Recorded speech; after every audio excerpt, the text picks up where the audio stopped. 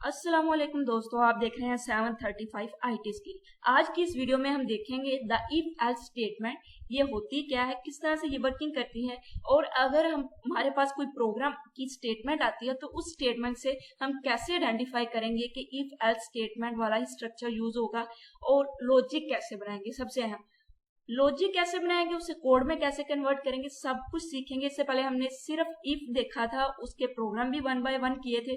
इसी तरह अब हम इफ एल्स करेंगे। पूरी का पूरा चैप्टर करने के बाद एक्सरसाइज के प्रोग्राम की तरफ जाएंगे। तो आप देखते हैं the if else statement actually होती क्या है। इफ एल्स स्टेटमेंट ये एक कंडीशनल स्ट्रक्चर है।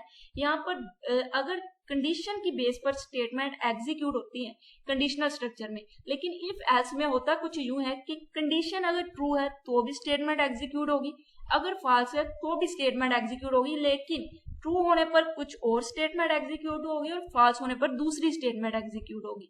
अब हम देखते हैं कि लफ्जी तौर पर कैसे उन्होंने बुक में डिफाइन किया। The if else statement is another type of if statement, यानी इफ स्टेटमेंट की ये दूसरी टाइप है। It is used to make two way decision, यानी दो तरह से ये डिसीजन लेगी। ट्रू होने पर कौन सी स्टेटमेंट एग्जीक्यूट होगी और फॉल्स होने पर कौन सी स्टेटमेंट एग्जीक्यूट होगी। It execute one block of statement when the condition is true, जब कंडीशन ट्रू होगी तो ये एक ब्लॉक ऑफ स्टेटमेंट को एग्जीक्यूट करेगी, और अगर फॉल्स हो जाती है तो फिर ये दूसरी स्टेटमेंट के ब्लॉक को एग्जीक्यूट करेगी। इन एनी सिचुएशन, चाहे ट्रू हो चाहे फॉल्स हो, वन ब्लॉक इज एग्जीक्यूट, एक ब्लॉक एग्जीक्यूट होगा स्टेटमेंट का। वो ब्लॉक में एक भी स्टेटमेंट हो सकती है, सेट ऑफ स्टेटमेंट भी हो सकती है। एंड अदर स्किप, दूसरा स्किप होगा, चाहे वो ट्रू वाला एग्जीक्यूट हो चाहे फॉल्स वाला हो, लेकिन एक ब्लॉक एग्जीक्यूट होगा और एक स्किप होगा। इसका मतलब अभी इन दो लाइनों में हम समझ लेते हैं। In if else both block of statement can never be execute. If else में दोनों ब्लॉक ऑफ स्टेटमेंट एग्जीक्यूट नहीं हो सकते, क्योंकि ट्रू होने पर एक ब्लॉक एग्जीक्यूट होगा, दूसरा स्किप हो जाएगा एल्स वाला पार्ट। और इसी तरह अगर फॉल्स है तो इफ के बाद वाली स्टेटमेंट स्किप हो जाएंगी और एल्स वाला पार्ट वाली स्टेटमेंट एग्जीक्यूट हो जाएंगी। इसलिए उन्होंने कहा कि both block of statement can never be execute and both block of statement can never be skip. दोनों के दोनों जो ब्लॉक ऑफ स्टेटमेंट है वो कभी भी दोनों इकट्ठे स्किप नहीं होंगे, बल्कि एक स्किप होगा और एक एग्जीक्यूट होगा। आगे इसका सिंटैक्स देख लेते हैं। ये इफ है, इसे हमेशा आपने लोअर केस में लिखना है, इसके बाद आपने लगा देनी है कंडीशन। जैसे ही आप इसे कंडीशन लगा देते हैं, यहाँ पे आपने प्रोग्राम देखा, उससे लॉजिक बनाया और कंडीशन लगा दी। अब इस कंडीशन की बिना पर ये वाली स्टेटमेंट या फिर ये वाली स्टेटमेंट एग्जीक्यूट होगी। अगर तो कंडीशन ट्रू है तो इफ के बाद वाली स्टेटमेंट एग्जीक्यूट हो जाती है और दूसरी स्किप हो जाती है, यानी दोनों एग्जीक्यूट नहीं हो रही, बल्कि एक एग्जीक्यूट हो रही है और एक स्किप हो रही है। इसी तरह कंडीशन फॉल्स हो जाती है तो इफ वाली के बाद वाली स्टेटमेंट जो है वो स्किप हो जाएगी और एल्स पार्ट वाली एग्जीक्यूट हो जाएगी। यहाँ पर उन्होंने दूसरे सिंटैक्स में ये बताया कि ये एक से ज्यादा आप स्टेटमेंट एग्जीक्यूट करवाना चाहते हैं ट्रू या फॉल्स होने पर, तो फिर आपको कर्ली ब्रेसेस का इस्तेमाल करना पड़ेगा, जिसे हम डेलीमीटर भी कहते हैं। ये वाली जितनी आप कर्ली ब्रेसेस इस्तेमाल ओपनिंग करेंगे उतनी ही आप क्लोजिंग वाली करेंगे। ये आपने लाजमी ध्यान रखना है जब भी आप लिखें। इसके बाद हम इसका एक प्रोग्राम देखते हैं। पहले हम उसे समझते हैं, उसके लॉजिक को, उसके बाद हम स्क्रीन पर जाकर डेव C++ में उसको रन करके देखते हैं। सबसे पहले हमने ये प्रोग्राम है, इसकी स्टेटमेंट को पढ़ना है, उसके बाद हम स्टेटमेंट से ही लॉजिक बनाएंगे। उस लॉजिक को फिर हम कोड में कन्वर्ट करेंगे ताकि हमें सही से समझ आए कि हमने अगर कोई भी किसी किस्म का भी प्रोग्राम आ जाए तो हमें पता चल जाए कि हमने लॉजिक कैसे बनाना है। मेरा मेन मकसद आपको ये बताना कि लॉजिक कैसे बनाना है और फिर कन्वर्ट कैसे करना है किसी भी प्रोग्रामिंग लैंग्वेज में।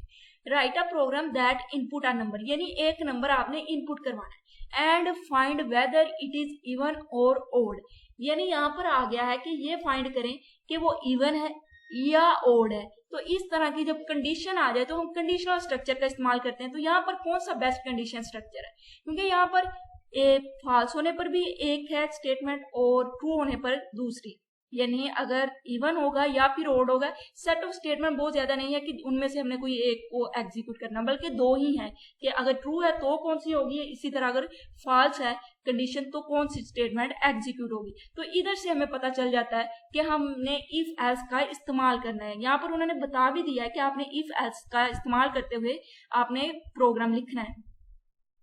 तो अब हम चलते हैं, सबसे पहले हम लॉजिक बनाते हैं यहाँ पर, यानी जिसे आप लॉजिक भी कह सकते हैं, एल्गोरिथम भी कह सकते हैं। इनपुट अ नंबर, सबसे पहले हमने क्या करना है, एक नंबर इनपुट करवाना है।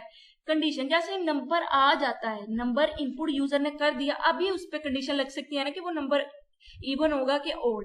इसी तरह कोई भी नंबर आप उठा लें, उसका मोड लें 2 के साथ, यानी आपने डिवाइड कर देना है, 2 बाई रखना है, अंदर नंबर रखना है और 2 को मल्टीप्लाई करें जिससे मर्जी, लेकिन एंड पे लास्ट पे जो रिमाइंडर बचता है वो अगर 0 है, इसका ये मतलब है, मोड का मतलब क्या है, जो रिमाइंडर में 0 आ जाता है तो इसका मतलब है कि वो इवन है, अदरवाइज वो ओड है। लॉजिक बन गया, इसके बाद आउटपुट शो करवा दें। अब हम यहाँ पर प्रोग्राम देखते हैं कि हमने प्रोग्राम कैसे लिखना है। अभी फिलहाल मैं आपको समझा रही हूँ, इसके बाद हम उधर भी करेंगे डेव C++ में भी। इसके बाद आपने ये ब्रेस लगानी है, जैसे इंट मेन के बाद अब हम मेन फंक्शन में आ चुके हैं। अब यहाँ पर सारा काम हमारा जो सा हमने लॉजिक लगाया उसको हमने एक सिंटैक्स के थ्रू एक प्रोग्रामिंग लैंग्वेज C++ में लिख देना है। इंट ए, एक हमने वेरिएबल इनिशियलाइज करवा दिया, डिक्लेयर करवा दिया, इनिशियलाइज नहीं करवाया, डिक्लेयर करवाया, उसके बाद हमने इनपुट ले ली। अब जैसे ही नंबर इधर इनपुट हो चुका है तो इसका मतलब n में कोई वैल्यू आ चुकी है। सॉरी, यहाँ पर n नहीं आएगा, यहाँ पर a आएगा, यहाँ पर n लिख दिया गया, यानी ये a है तो यहाँ पर a आएगा। a का मोड अगर 2 के साथ लें तो वो 0 के बराबर आ जाएगा, क्योंकि हमने यहाँ पे a डिक्लेयर करवाया है वेरिएबल। इसी तरह n इज इवन, यहाँ पर भी a ही आएगा, n नहीं आएगा, थोड़ी सी यहाँ पर कंफ्यूजन हो जाएगी शायद आपको। सी आउट ए इज ओड, यहाँ पर बिल्कुल ठीक लिखा हुआ है, यहाँ पर जहाँ पे n है वहां पर a आएगा, यानी जो नंबर a है उसमें जो भी वैल्यू उसका 2 के साथ आप मॉडुलस लें या मोड लें, वो 0 के बराबर आ जाता है तो नंबर इवन है, अदरवाइज नंबर ओड है। और रिटर्न 0 आपने क्लोजिंग ब्रेस लगानी, ये आपका मेन सिंटैक्स आ गया। इसके बाद वर्किंग देखते हैं कि प्रोग्राम वर्क कैसे करेगा। जैसे ही एक वैल्यू इनपुट करवा ली गई, यूजर से वैल्यू ले ली गई, फिर वो कंडीशन को चेक करेगा, यानी कि पहले चेक करे कंडीशन, फिर इनपुट करवाएगा, पहले इनपुट करवाएगा, फिर कंडीशन चेक करेगा, फिर उस कंडीशन की बिना पर वो स्टेटमेंट को एग्जीक्यूट करेगा। ये इसकी वर्किंग थी। अब हम जल्दी से जाके डेव C++ पे इसे एग्जीक्यूट करके देखते हैं कि जो हमने कोड बना लिया है क्या वो वर्क भी करता है कि नहीं। तो यहाँ पर मैंने सारे का सारा प्रोग्राम लिख दिया ताकि आपका टाइम ना वेस्ट हो। वीडियो पहले काफी थोड़ी सी लंबी हो गई है, एक प्रोग्राम है, हमने समझ तो लिया था, बिल्कुल वैसे ही एज इट इज लिखा है। यहाँ पर देखिए ए ही मैंने अगर वेरिएबल डिक्लेयर करवाया है तो मैं ए ही वहां पर लिखूंगी, कोई और लिखूंगी तो एरर आएगा। ठीक हो गया। यहाँ पर सबसे पहले क्या लिया हमने, ए लिया, वो एंटर करवाया यूजर से। यहाँ पर सी इनका मतलब है हम यूजर उसमें वैल्यू एंटर करेगा, उसके बाद वो शो क्या करवाएगा, सी आउट ए, यानी ये वाला जो ए है यहाँ पर वैल्यू आएगी जो भी एंटर की गई है, क्योंकि इसमें कोई भी हमने इस तरह के इन्वर्टेड कॉमा इस्तेमाल नहीं करे। इसके बाद ये इन्वर्टेड कोमा में जो लिखा जाता है ये एज इट इज लिखा जाएगा। और एंड एल का मतलब है कि अगर इसके बाद कोई स्टेटमेंट लिखी जाती है तो वो अगली लाइन पे शो होगी, अगर कोई भी स्टेटमेंट है। तो यहाँ पर एल्स है, एल्स में हमने कभी भी सेमी कॉलन नहीं लगाने, इफ में भी कभी सेमी कॉलन एंड पे नहीं लगाने, क्योंकि ये कंडीशंस है। स्टेटमेंट है उसके एंड पे आपने लगाने, अदरवाइज एरर आ जाता है। ये हमने पूरे का पूरा प्रोग्राम लिख भी लिया और कंपाइल भी कर लिया। अब हम इसे करते हैं एग्जीक्यूट। जैसे हम इसे रन पे क्लिक करते हैं, आप देखिए सबसे पहले क्या शो हो रहा है, एंटर अ नंबर, जो हमने सी आउट में इन्वर्टेड कोमा में लिखा एंटर अ नंबर, हम एंटर कर देते हैं 8। जैसे ही हमने 8 एंटर किया, वो क्या करेगा, इसका मोड लेगा 2 के साथ, और 2 के साथ जब उसने मोड लिया तो वो इवन आया। तो यहाँ पर ए की बजाय 8 आया, क्योंकि ये इन्वर्टेड कोमा में हमने ए नहीं था लिखा, बल्कि हमने वो अलग से लिखा था, वहां पर उसकी वैल्यू ही आउटपुट में शो होगी, इसलिए।